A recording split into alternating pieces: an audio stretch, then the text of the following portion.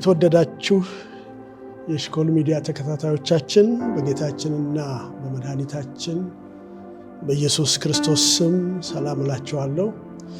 ይህ በሁሉም ለእግዚአብሔር የአምልኮና ጸሎት አገልግሎት በሽኮል ሚዲያ እየተዘጋጀ የሚቀርብ ሳምንታዊ ፕሮግራማችን ነው። በዛሬው ፕሮግራም በቀጣይ የምናከብረውን የጌታችን የኢየሱስ ክርስቶስን የመወለድ የልደት መታሰቢያ በዓል ምክንያት በማድረግ የምናስተላልፈው መልእክት ይኖረናል። በቅድሚያ ሁላችሁንም እንኳን ለጌታችንና ለመድኃኒታችን ለኢየሱስ ክርስቶስ ልደት መታሰቢያ በዓል በሰላም አደረሳችሁ። ይህ ወቅት በሰው ልጆች ታሪክ ውስጥ ድንቅና ለመዳናችን መንገድ የሆነው የእግዚአብሔር ዘላለማዊ ዕቅድ በጌታ መወለድ የተገለጸበትን ጊዜ የምናስብበት ወቅት ነው። በጌታ በኢየሱስ ክርስቶስ መወለድ የሰው ልጅ ታሪክ የተለወጠበትን የልደት በዓልን በደስታ ስናከብር፣ ግን ደግሞ መወለዱ መንገዱ የሆነበትን ሞቱን፣ ትንሣኤውንና ዳግም ምጽአቱን ደግሞ እያሰብን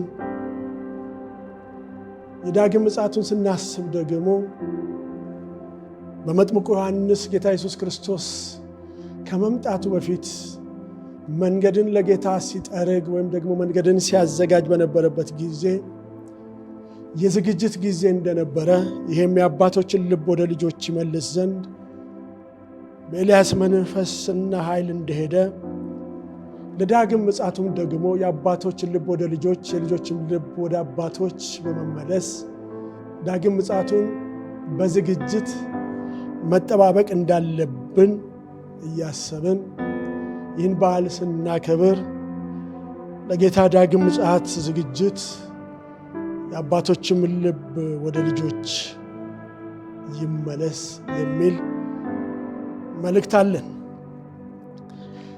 እንግዲህ በዚህ ዙሪያ ስለ ጌታ መወለድ ስናነሳ እግዚአብሔር በሩቅ ሆኖ ሳይሆን እግዚአብሔር ከኛ ጋር ሆኖ ሊያድነን የወሰነውን ውሳኔ ስሙን ኢየሱስ ትለዋለህ፣ እሱም ደግሞ እግዚአብሔር ከኛ ጋር ነው ማለት ነው እንዳለ መወለዱ ማዳኑን በርቀት ሳይሆን በቅርብ ከኛ ጋር ሆኖ ሊያድነን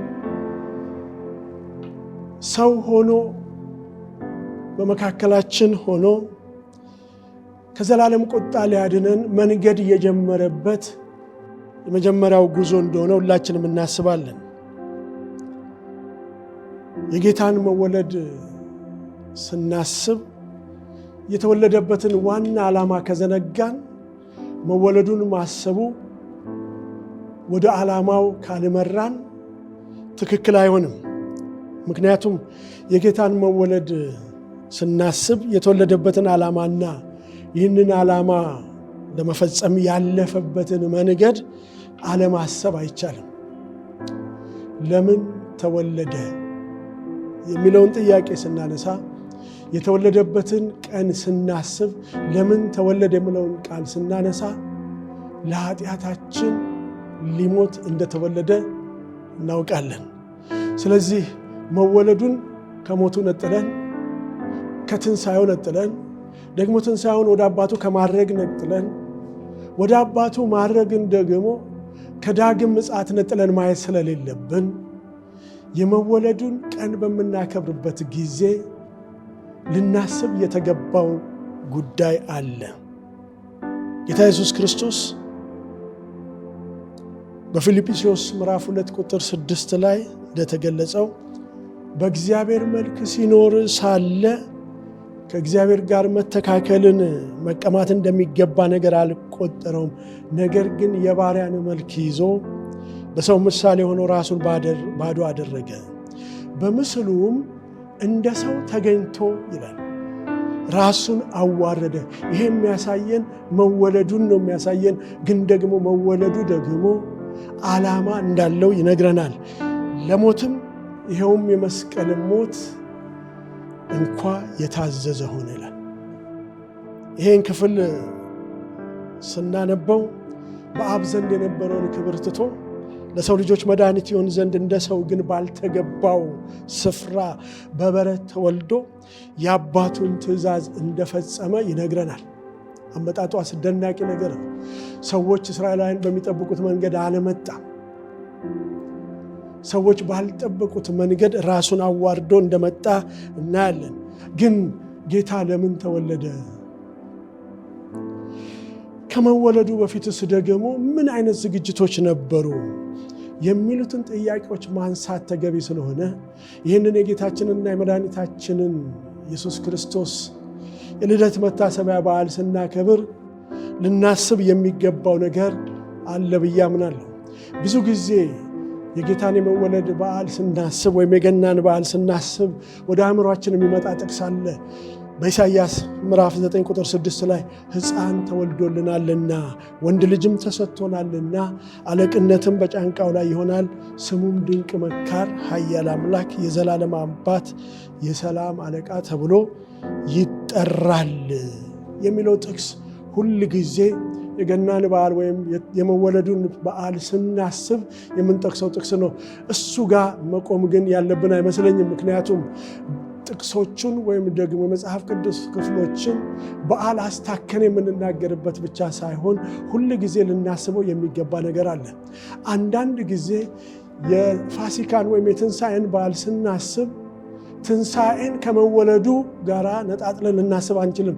ያልተወለደ ኢየሱስ ስላልሞተ ደግሞ መወለዱን ስናስብ የሞተበት የመጣበት ዓላማን ካላሰብን መወለዱን ብቻውን ማሰብ ትርጉም አይሰጠንም። ስለዚህ ይህንን ቃል ሁል ጊዜ የጌታ መወለድ የልደት መታሰቢያ በዓል ስናከብር የምንጠቅሰው ጥቅስ ቢሆንም አሁንም ደግመን ደጋግመን ማስታወስ ያለብን ይሄ በእኛ ዘመን ገና የሚሆን ክስተት ሳይሆን የተደረገ ክስተት እንደሆነ፣ ግን ደግሞ በእኛ ዘመን የሚመጣ ሌላ ክስተት እንዳለ ደግሞ ማሰብ አለብን። ስለመወለዱ ዓላማ መጽሐፍ ቅዱስ ይነግረናል። ይህንኑ በኢሳይያስ 53 መጽሐፍ ላይ እንደዚህ ይለናል። የሰማነውን ነገር ማን አምኗል? የእግዚአብሔር ክንድ ለማን ተገልጧል? አለና ቁጥር 10 ላይ እግዚአብሔርም በደዌ ያደቀው ዘንድ ፈቀደ፣ ነፍሱም ስለ ኃጢአት መስዋዕት ካደረገ በኋላ ዘሩን ያያል፣ ዕድሜውም ይረዝማል፣ የእግዚአብሔርም ፈቃድ በእጁ ይከናወናል አለና የምስራቹን ቃል እንደተናገረ የምስራቹ ዜና ዋና ዓላማ ደግሞ ሞቱና ትንሣኤው እንደሆነ በዚሁ መጽሐፍ ላይ ይነግረናል። በአዲስ ኪዳንም ስለ ኢየሱስ ክርስቶስ ልደት ሲናገር በማቴዎስ ወንጌል ምዕራፍ 1 ቁጥር 18 እስከ 21 የኢየሱስ ክርስቶስ ልደት እንዲነበረ ብሎ ይነግረናል። ልደቱ እንዲነበረ አለና እናቱ ማርያም ለዮሴፍ በታጨች ጊዜ ሳይገናኙ ከመንፈስ ቅዱስ ጸንሳ ተገኘች። እጮኛዋም ዮሴፍ ጻድቅ ሆኖ ሳለ ሊገልጣት ስላልወደደ በስውር ሊተዋት አሰበ። ከዛ በኋላ ቁጥር 20 ላይ እርሱ ግን ይህን ሲያስብ እነሆ የጌታ መልአክ በሕልም ታየው፣ እንዲህም አለ፣ የዳዊት ልጅ ዮሴፍ ሆይ ከእርሷ የተጸነሰው ከመንፈስ ቅዱስ ነውና እጮኛህን ማርያምን ለመውሰድ አትፍራ አለውና ቁጥር 21 ላይ የሚወለድበትን ዓላማ እንዲህ ብሎ ይናገራል። ልጅም ትወልዳለች፣ እርሱም ሕዝቡን ከኃጢአታቸው ያድናቸዋል፣ ስሙንም ኢየሱስ ትለዋለህ። ይህም ደግሞ የትንቢት ፍጻሜ ስለሆነ ትንቢቱ ይፈጸም ዘንድ ይህ ሁሉ ሆኗል አለና ትርጓሜውም እግዚአብሔር ከእኛ ጋር የሚል ነው። ቅድም እንዳልኩት የመወለዱ ዓላማ እግዚአብሔር በርቀት ሳይሆን ከእኛ ጋር ሆኖ ሊያድነን በክርስቶስ ኢየሱስ በኩል የኃጢአታችንን ይቅርታ ሊሰጠን ፈለገ። ስለዚህ ነው የኢየሱስ ክርስቶስ ትውልድ ይሄ ነው አለና ልጅም ትወልዳለች። ተወልዶ የሚቆም ታሪክ ሳይሆን እርሱ ሕዝቡን ከኃጢአታቸው ያድናቸዋል፣ ስሙንም ኢየሱስ ትለዋለህ። ስለዚህ ልደቱን መነሻ እንጂ መጨረሻ አይደለም። ከልደቱ ጀምሮ ግን ማን እንደሆነና ለምን እንደተወለደ መጽሐፍ ቅዱስ እንዲህ ይነግረናል። ይህ ልደት በእግዚአብሔር ዕቅድ የተዘጋጀ ዓላማው ለሰው ልጆች የሆነ የእግዚአብሔር ዘላለማዊ ዕቅድ ነው። ስለዚህ ነው ልደትን ስናስብ ዓላማውን መዘንጋት የለብንም። በመብልና በመጠጥ የምናሳልፈው በዓል ብቻ ሊሆን አይገባም። ትክክል ነው፣ ብዙ የደስታ መግለጫዎች ሊኖሩ ይገባሉ። ግን ደግሞ በዓሉን ስናከብር ልናስብ የሚገባ ዋና ነገር አለ። ለምን ተወለደ? መወለዱ ያስደስታል፣ ግን ለምን ተወለደ? ለኃጢአታችን ለመሞት፣ ሞትን ድል አድርጎ ለመነሳት፣ ከዛም ደግሞ ወደ አባቱ ካረገ በኋላ ተመልሶ ለመምጣት ነው። ምክንያቱም ኢየሱስ ክርስቶስ የተወለደበት ዓላማ የሰው ልጅ የጠፋውን ሊፈልግና ሊያድን መጥቷል። ይህንን በዓል ስናከብር መወለዱ ላይ ሳንቆም ግን ደግሞ ሞቱንና ትንሣኤውን የግድ የትንሣኤ በዓል ወይም የፋሲካ በዓል ጠብቀን የምናስበው ሳይሆን መጽሐፍ ቅዱስ እንደሚል ዕለት በዕለት ስለ ሞቱ መናገር ስላለብን ሐዋርያቶችም እንደሚሉ እኛ ግን የተሰቀለውን ኢየሱስ ክርስቶስን እንሰብካለን ሲሉ የተሰቀለው ኢየሱስ መጀመሪያ ካልተወለደ ሊሰቀል ስለማይችል መወለዱንና ስቅለቱን ነጣጥለን ማየት የለብንም። ሁል ጊዜ ይህንን ልናስብ ያስፈልጋል። ምክንያቱም ጌታ ኢየሱስ ክርስቶስ እንደዚህ ነው ያለው በሉቃስ 22 ቁጥር 19 ላይ ጌታ ኢየሱስ አልፎ በተሰጠበት በዚያ ሌሊት እንጀራን አንስቶ አመሰገነ፣ ቆርሶም እንካችሁ ብሎ ይህን ስለ እናንተ የሚሆን ሥጋዬ ነው፣ ይህን ለመታሰቢያ አድርጉት አለ። ይሄ ጥቅስ በተወሰነ ጊዜ የምናነሳው ጥቅስ ሳይሆን ሁል ጊዜ ልናስበው የተገባ ነው። እንደዚሁም ከራት በኋላ ጽዋን አንስቶ ይህ ጽዋ በደሜ የሚሆን አዲስ ኪዳን ነው፣ በጠጣችሁ ጊዜ ሁሉ ይህንን ለመታሰቢያ አድርጉታል። ሞቱን ስናስብ መወለዱን አለማሰብ አይቻልም። መወለዱን ስናስብም ደግሞ ሞቱንና ትንሣኤውን አብረን ማሰብ አለብን። እንግዲህ ከብዙ በጥቂቱ የመጣበትን ዓላማ በዚህ መልክ ካየን ክርስቶስ ከመወለዱ በፊት ምን ነበረ? መወለዱ ቅድም እንዳልኩት በሰዎች ልጆች ውስጥ ትልቅ ታሪክ ነው። እግዚአብሔር የማዳኑን ሥራ የገለጠበት መንገድ ነው። ግን ኢየሱስ ክርስቶስ ከመወለዱ በፊት መወለዱ የእርሱ መጀመሪያ አይደለም። ምክንያቱም ከመወለዱ በፊትም ስለነበረ መወለዱ ሁል ጊዜ የምንደሰትበት ሥጋ ለብሶ መምጣቱ የሰው አካልን ለብሶ መምጣቱ የምንደነቅበት ሆኖ ግን ኢየሱስ ክርስቶስ ከመወለዱ በፊትም እንደነበረ መጽሐፍ ቅዱስ ይነግረናል። ምክንያቱም ኢየሱስ ክርስቶስ ራሱ ምን አለ? በዮሐንስ ምዕራፍ 8 ቁጥር 58 ላይ እውነት እውነት እላችኋለሁ አብርሃም ሳይወለድ እኔ አለዋል። ለዚህ ነው የኢየሱስ ክርስቶስ መወለድ የሚያስደንቀን። በፊት የነበረ ግን እኛን መስሎ የመጣበት ዓላማ ግን እኛን ለማዳን ስለሆነ መወለዱ ከዚህ አንጻር ልናይ ያስፈልጋል። ኢየሱስ ሥጋ ለብሶ መጣ እንጂ ከዚህ በፊትም ከአብርሃም በፊትም የነበረ። ሁለተኛው ልናስብ የሚገባው ለምን ተወለደ የሚለውን ደግሞ ለመሞት እንደገናም ደግሞ ለመነሳት ስለ ኃጢአታችን። አንደኛ ጢሞቴዎስ ምዕራፍ 1 ቁጥር 15 ላይ ሐዋርያው ጳውሎስ ለጢሞቴዎስ በሰጠው መልእክት ላይ እንዲህ አለ፣ ኃጢአተኞችን ሊያድን ክርስቶስ ኢየሱስ ወደ ዓለም መጣ የሚለው ቃል የታመነና ሁሉ እንዲቀበሉት የተገባ ነው አለ። ወደ ዓለም መጣ የሚለው መወለዱን ሲነግረን ደግሞ ኃጢአተኞችን ሊያድን የሚለው ደግሞ ዓላማውን ይነግረናል። በዚህ ጥቅስ ላይ መወለዱና መሞቱ ወይም ደግሞ መወለዱና ዓላማው በአንድነት ተገልጾ እናያለን። ኃጢአተኞችን ሊያድን ክርስቶስ ኢየሱስ ወደ ዓለም መጣ የሚለው ቃል መወለዱ ወይም መምጣቱ ኃጢአተኞችን ሊያድን ነው። ስለዚህ መወለዱ መንገድ እንጂ መጨረሻ አይደለም። ለዓላማው ለመጨረሻው ግን መወለዱ ደግሞ መጀመሪያ ነበረ። ስለዚህ ነው መወለዱ መንገድ ነው፣ መስቀሉና ትንሣኤው ደግሞ ዋና ዓላማ ነው። ስለዚህ የሐዋርያት ስብከት የትኩረት አቅጣጫቸው በአንደኛ ቆሮንቶስ ምዕራፍ 1 ቁጥር 23 ላይ እኛ ግን የተሰቀለውን ክርስቶስን እንሰብካለን፣ ይሄ ደግሞ ለአይሁድ ማሰናከያ ነው ሲሉ ያልተወለደውን ኢየሱስ ግን ስለ ስቅለቱ ማውራት ስለማይቻል ስለ ስቅለቱ ባወራን ቁጥር መወለዱን እያነሳን ነው። በመወለዱ ደግሞ ዓላማውን የምናይበት ነው። ስለዚህ ነው ሁለቱን መነጣጠል የለብንም። ብዙ ጊዜ የልደት በዓልን ስናከብር መወለዱ ላይ ነው የምናተኩረው።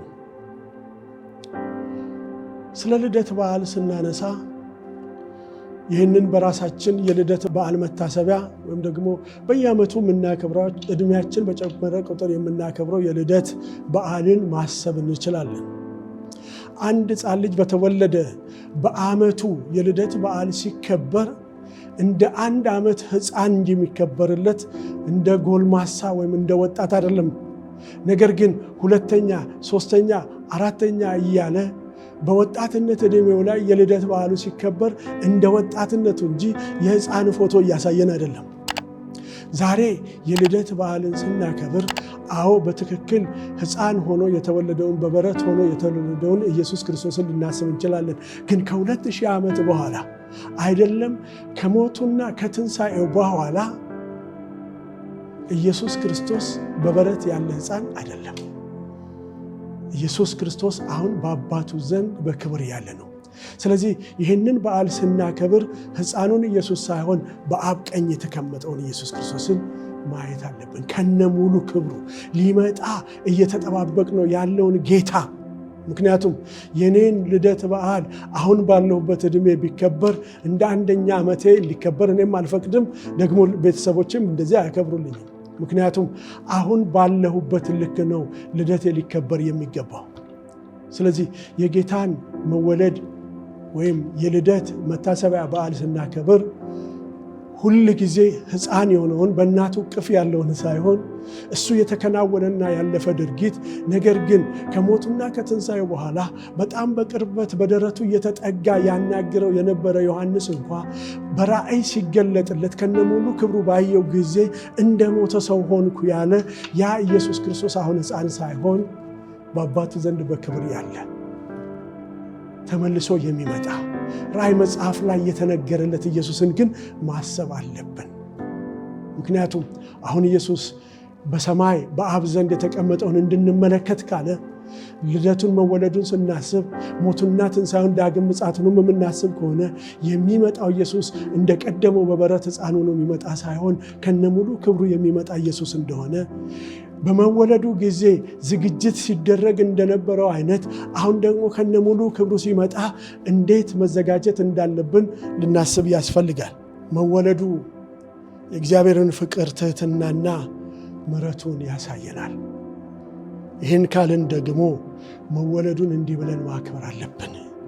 በመጀመሪያ የነበረ ግን ደግሞ ሰው ሆኖ የተወለደ ለኃጢአታችን ለመሞት የተወለደ የሞተ ሞትን ድል አድርጎ የተነሳ ወደ አባቱ ያረገ ግን ደግሞ የሚመጣውን ኢየሱስን እያሰብን ነው ይህን በዓል ማክበር ያለብን።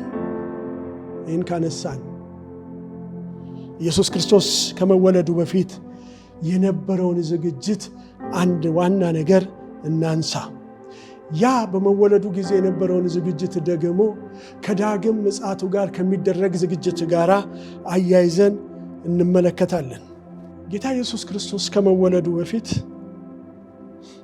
ቅድመ ዝግጅት እንደነበረ መጽሐፍ ቅዱስ ይነግረናል። ይህንን ቅድመ ዝግጅት ደግሞ መንገድ ጠራጊ የሆነውም ደግሞ ኢየሱስ ክርስቶስ ከመምጣቱ በፊት ዮሐንስ መወለድ ነበረበት። ዮሐንስ የተወለደበት ዓላማ ደግሞ በእግዚአብሔር ቃል የተነገረ እውነት አለ።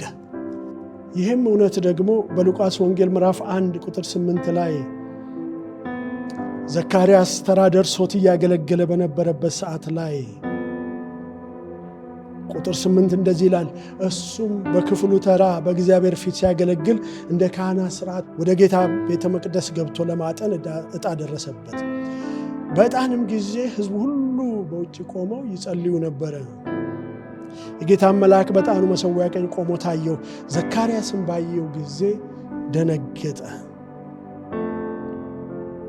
ፍርሃትም ወደቀበት። መልአኩም እንዲያለው ዘካርያስ ሆይ ጸሎትህ ተሰምቷል፣ አትፍራ። ሚስት ኤልሳቤጥ ወንድ ልጅ ትወልዳለች፣ ደስታና ተድላም ይሆንልሃል፣ በመወለዱም ብዙዎች ደስ ይላቸዋል፣ እሱ በጌታ ፊት ታላቅ ይሆናልና። የወይን ጠጅ የሚያሰክር መጠጥ አይጠጣም፣ ገና በእናቱ ማዕፀን ሳለ መንፈስ ቅዱስ ይሞላበታል። ከእስራኤልም ልጆች ብዙዎችን ወደ ጌታ ወደ አምላካቸው ይመልሳል። ከእስራኤልም ልጆች ብዙዎችን ወደ ጌታ ወደ አምላካቸው ይመልሳል። እርሱም የተዘጋጁትን ሕዝብ ለጌታ እንዲያሰናዳ የአባቶችን ልብ ወደ ልጆች የማይታዘዙትን ወደ ጻድቃን ጥበብ ይመልስ ዘንድ በኤልያስ መንፈስና ኃይል በፊቱ ይሄዳል። ይሄ መልእክት ለአባቱ ዘካርያስ መጣለት። ይሄ ዮሐንስ የሚወለድበት ዓላማ የጌታን መንገድ የሚያዘጋጅ ጥርጊያ መንገድን የሚያዘጋጅ ሆኖ እያለ ግን ደግሞ ዓላማው የአባቶችን ልብ ወደ ልጆች ይመልስ ዘንድ ነው። ይህ መልእክት የሚገልጸው የማይቀረውን የጌታ የኢየሱስ ክርስቶስ መወለድን የሚያረጋግጥ ሲሆን ግን ከመወለዱ በፊት ከመምጣቱ በፊት ዝግጅት የሚያስፈልግ እንደነበረ ያሳየናል። ይህ መጽሐፍ ቅዱስ ክፍል ዮሐንስ ለምን እንደመጣና ኢየሱስን እንዴት አድርጎ መቀበል እንደሚገባ ያሳየናል። ይሄ የዮሐንስ ሐሳብ ሳይሆን ደግሞ የእግዚአብሔር ሐሳብ ነው። ዝግጅት መደረግ እንዳለበት ሰው በራሱ ተነሳሽነት የሚያመጣው ሳይሆን የእግዚአብሔርም ሐሳብ ነው። ጌታ ኢየሱስ ክርስቶስ ከመወለዱ በፊት የተዘጋጁ ሰዎች፣ ሊቀበሉ የሚገባቸው ሰዎች መዘጋጀት ስለነበረባቸው የዮሐንስ ተልእኮ ይሄንን ነበረ። ዝግጅቱ የእግዚአብሔር ሐሳብ ነው፣ ግን ጌታ ከመወለዱ በፊት የሚያስፈልግ ዝግጅት ነበረ። ምን አይነት ዝግጅት? የአባቶችን ልብ ወደ ልጆች መመለስ። ምን ማለት ነው? ጌታ ኢየሱስ ክርስቶስ ከመምጣቱ በፊት የአባቶችን ልብ ወደ ልጆች መመለስ ነበረበት ካለ አባቶች እነማን ናቸው? ልጆችስ እነማን ነበሩ? ደግሞ የአባቶችስ ልብ ምን ሆኖ ነበሩ? እንዴት ርቆ ነበር? እንዴት ተለያይቶ ነበረ? አባቶች የሚባሉት በዛ ዘመን ላይ ካህናቶች፣ የቤተ መቅደስ አገልጋዮች፣ ፈሪሳውያን፣ ሰዱቃውያን፣ ጻፍት፣ እነዚህ መንፈሳዊ የሚባሉ ሰዎች የእስራኤል ሽማግሌዎች ወይም ደግሞ አባቶች ሁሉ በዛን ዘመን ላይ አባቶች ተብለው ይጠራሉ። እነዚህ ሕዝቡን በእግዚአብሔር መንገድ የመምራት ኃላፊነት ያለባቸው፣ ልጆችን በእግዚአብሔር መንገድ አቅጣጫ ይዞ ማኖር ማሳደግ ያለባቸው ሲሆኑ ልጆች ደግሞ የተባሉት የቃል ኪዳኑ ሕዝቦች፣ አዲሱ ትውልድ ግን ደግሞ ከእውነተኛው እምነት የራቀ ከእውነተኛው የእግዚአብሔር መንገድ የራቀ ትውልድ ነበረ። በዚህ መካከል ላይ የተዘጋጀ ልብ ሳይኖር ኢየሱስ ክርስቶስ ስለማይመጣ እግዚአብሔር አስቀድሞ እነዚህን ሰዎች እንዲያዘጋጅ ዮሐንስን ላከ። ዮሐንስ ሲላክ የአባቶችን ልብ ምን ሆኖ ነበረ?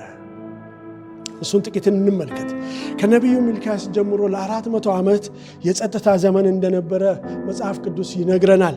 የአባቶች እምነት ወደ ስርዓት የተለወጠበት፣ ከፍቅር ይልቅ የቁጥጥርና የአዛዥነት ወይም ደግሞ የኔነት ስሜት የነበረበት፣ ንስሐ የሌለበት ሃይማኖተኝነት የነበረበት፣ አገልጋዮች ወይም ደግሞ በዛን ዘመን የነበሩ መሪዎች ወይም አባቶች የተባሉ ግብዞች የነበሩበት፣ መንፈሳዊ ኃላፊነታቸውን ትተው ከትውልድ የራቁ ሰዎች የነበሩበት፣ ጌታ ኢየሱስ ክርስቶስ እንዳለው የአብርሃም ልጆች ነን ይላሉ፣ ግን የአብርሃምን ሥራ የማያደርጉ፣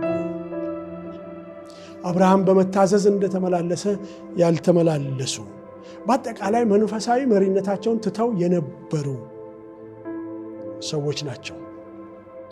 ስለዚህ የተበላሸ ወይም የተቋረጠ ግንኙነት፣ በተለይም ደግሞ መንፈሳዊ ኃላፊነትንና ፍቅርን መመለስ የአባቶችን ልብ ወደ ልጆች መመለስ ማለት ነው። አባቶች መንፈሳዊ መሪዎች ናቸው፣ ግን እውነትን ማስተላለፍ ደግሞ የእነርሱ ኃላፊነት ነው። አባቶች ሲስቱ ትውልድ ይስታል። የእግዚአብሔር እውነት ይጠፋል። ትውልድ ያለ እውነት ቃል ያድጋል። በዚህም ደግሞ የትውልድ ክፍተት ይፈጠራል። ስለዚህ እግዚአብሔር መጀመሪያ የአባቶችን ልብ እመልሳለሁ አለ። ተሐድሶ እያልን የምንፈልገው የሚጀምረው የመጀመሪያው ኃላፊነትን ከመወጣት እንጂ ከመራቅ አይደለም። እንግዲህ የአባቶችን ልብ መጀመሪያ ለምን ወደ ልጆች መመለስ አለበት? ለምን የልጆችን ልብ ወደ አባቶች መመለስ አላስፈልገውም ብለን ስናነሳ ስልጣን ከላይ እንጂ ወደ ታች የሚፈሰው ከታች ወደ ላይ አይደለም። ይሄ ማለት አባቶች ያበላሹትን ልጆች ሊጠግኑ አይችሉም። ቤተሰብ ወይም አባቶች በንስሐ ካልተመለሱ ፈውስ አይኖርም። የቤተ ክርስቲያን መሪዎች ወይም አባቶች ካልተመለሱ በዚህ ዘመን ያለች ቤተ ክርስቲያንም ልትቆም አትችልም። የመመለሻው መንገድ ደግሞ የዮሐንስ ስብከት የንስሐ ስብከት ነው። ይሄ ሁሉ ምንን ያሳየናል? ንስሐ ግቡ እያለ ሲሰብካቸው ከመወለዱ በፊት የነበረ ዝግጅት ነው። ጌታ ኢየሱስ ክርስቶስ ከመወለዱ በፊት የነበረ ዝግጅት ንስሐ ግቡ። ምን እናድርግ? ንስሐ ግቡ። ምን ሊሆን ነው? ጌታ ሊመጣ ነው። ይህን ሲያደርግ ቤተ መቅደስን አልመረጠም፣ የአምልኮ ስፍራዎችን አልመረጠም። ነገር ግን ሕዝቡን ሁሉ ወደ ምድረ በዳ ጠራና መንፈሳዊ መሪዎችም ጭምር አብረው ተቀላቀሉና በዚህ ውስጥ የተቋረጠውን ግንኙነት እንዲቀጥል ንስሐ ግቡ ብሎ ሰበከ። ይህን እንዴት ከጌታ መወለድ ጋር እናያይዘዋለን? ኢየሱስ ከመወለዱ በፊት ዮሐንስ የተላከበት ምክንያት ልብም ለመመለስ ሕዝብን ለጌታ ማዘጋጀትና የተዘጋጀ ልብ ጌታን ሊቀበል ስለሚያስፈልግ በዚያ ዘመን የነበሩ መንፈሳዊ መሪዎች ደግሞ ልባቸው የተዘጋጀ ባለመሆኑ ጌታን ሊቀበሉ ስለማይችሉ ይህ ዝግጅት ተካሂዷል። ይህ መልእክት የመጣው በሚልክያስ መጽሐፍ ምዕራፍ 4 ቁጥር 5-6 ላይ እነሆ ታላቅና የሚያስፈራው የእግዚአብሔር ቀን ሳይመጣ ይላል። የደስታ ብቻ አይደለም፣ የሚያስፈራ ቀን ይመጣል። የሚያስፈራ ቀን ሳይመጣ ግን ነቢዩን ኤልያስን እልክላቸዋለሁ፣ መጥቼ ምድርን በርግማን እንዳልመታ እርሱ የአባቶችን ልብ ወደ ልጆች የልጆችንም ልብ ወደ አባቶች ይመልሳል።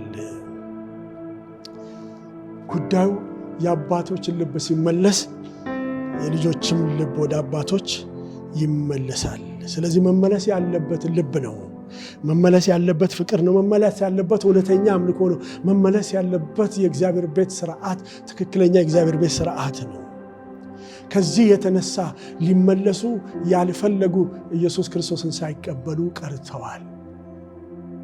ይህንን ያልተቀበሉ መንፈሳዊ አባቶች ኢየሱስ ክርስቶስን ሳይቀበሉ እስከ መጨረሻው ድረስ ከእርሱ ጋር እንደተለያዩ አይተናል። ስለዚህ ለማጠቃለል የምናከብረው የጌታ የኢየሱስ ክርስቶስ የልደት መታሰቢያ በዓል የጌታ ምጽአትን ሊያመለክተን ይገባል። በዛ ውስጥ ሆነን ይህንን ልናስብ ይገባል። የሚመጣ ጌታ አለ፣ የምንጠባበቀው ጌታ አለ። ሲመጣ ግን እንደቀደመው ሕፃን ሆኖ የሚመጣ ጌታ አይደለም። በእናቱ እቅፍ እንዳለ አሁን የምናከብረው አይደለም። እሱ በአባቱ ቀኝ የተቀመጠ ከነሙሉ ክብሩ ያለ ደግሞ ሲመጣ በሚያስገርም ሁኔታ ላይ የሚመጣ እንደቀደመው ሕፃን ሆኖ የማይመጣ ኢየሱስ ግን ዝግጅት የሚያስፈልገው። ለዚህ ነው መወለዱን ስናስብ ዳግም ምጽአቱን እናስብ ካልን፣ ዳግም ምጽአቱን ስናስብ የአባቶችን ልብ ወደ ልጆች የልጆችም ልብ ወደ አባቶች መመለስ አለበት። በዚህ ዘመን የጌታን ምጽአት የምንጠብቅ መወለዱን እያከበርን መወለዱን የምንጠብቅ ሳይሆን ምጽአቱን የምንጠብቅ፣ መነሳቱን የምንጠብቅ ሳይሆን መነሳቱ የተከናወነ ስለሆነ ምጽአቱን የምንጠብቅ፣ መወለዱን ስናስብ መሞቱንም እያመንን ትንሣኤውንም እያመንን ግን ምጽአቱን የምንጠብቅ ሰዎች፣ ገና ይነሳል የምንል ሰዎች ሳይሆን የተነሳው ኢየሱስ ይመጣል የምንል ሰዎች መሆን ስላለብን ዝግጅት ያስፈልጋል። ይህን በዓል እያከበርን ዳግም ምጽአቱን እያሰብን ዝግጅት ያስፈልጋል። በዮሐንስ ዘመን የአባቶች ልብ ወደ ልጆች እንደተመለሰ የንስሐ ስብከት እንደተሰበከ የሚመጣውን ኢየሱስን ለመቀበል ዛሬም የአባቶች ልብ ወደ ልጆች የልጆችም ልብ ወደ አባቶች መመለስ አለበት። ንስሐ ያስፈልገናል። ብዙ የዘገየ ቢመስልንም የዘገየበት ግን አንድ ምክንያት አለው። ይመጣል። ኢየሱስ ተወልዷል፣ እውነት ነው። መወለዱን እናደንቃለን፣ እንገረምበታለን። ደግሞ ስለ ኃጢአታችን ሞቷል። ይሄ ደግሞ መዳናችንን ያገኘንበት የተረጋገጠበት መንገድ ነው፣ እውነት ነው። ተነስቷል፣ አዎ ሞትን ድል አድርጎልናል። ደግሞ ወደ አባቱ አድርጓል፣ እናምናለን። ግን ደግሞ ምንጠብቀው ምጽአት አለ። ለምጽአቱ እየተዘጋጀን ካልሆነ የምናከብረው የመወለዱን ትርጉም አልገባንም ማለት ነው። ሁለተኛ ጴጥሮስ ምዕራፍ 3 ቁጥር 9 ላይ እንደዚህ አለን፣ ለአንዳንዶች የሚዘገይ እንደሚመስላቸው ጌታ ስለ ተስፋ ቃሉ አይዘገይም፣ ነገር ግን ሁሉ ወደ ንስሐ እንዲደርሱ እንጂ ማንም እንዳይጠፋ ወዶ ስለ እናንተ ይታገሳል። የዘገየ ቢመስለንም የዘገየበት ምክንያት ማንም እንዳይጠፋ ስለኛ ታግሶ እስከ መቼ ወደ ንስሐ እንድንደርስ ነው። ዛሬ የክርስቶስን ዳግም ምጽአት የምንጠብቅ ሰዎች የአባቶችን ልብ ወደ ልጆች፣ የልጆች ልብ ወደ አባቶች እንዲመለስ አንደኛው መንገድ ንስሐ ነው፣ የመመለስ። ስለዚህ አባቶች የመጀመሪያውን ኃላፊነት ሊወስዱ ይገባል። ንስሐም ሊገቡ ያስፈልጋል። ያን ጊዜ ለቤተሰብ ፈውስ ይሆናል። መሪዎች ንስሐ ሲገቡ ህዝቡ ይመለሳል። በተዘጋጀ ልብ ኢየሱስን መቀበል ይቻላል። እግዚአብሔር የተመሰገነ ይሁን። ዛሬም መወለዱን ስናስብ ሞቱን፣ ትንሣኤውን፣ እርገቱን እያሰብን ደግሞ እንደሚመጣ አስበን በዝግጅት የምንጠብቅበት ጊዜ ይሁንልን። መልካም በዓል።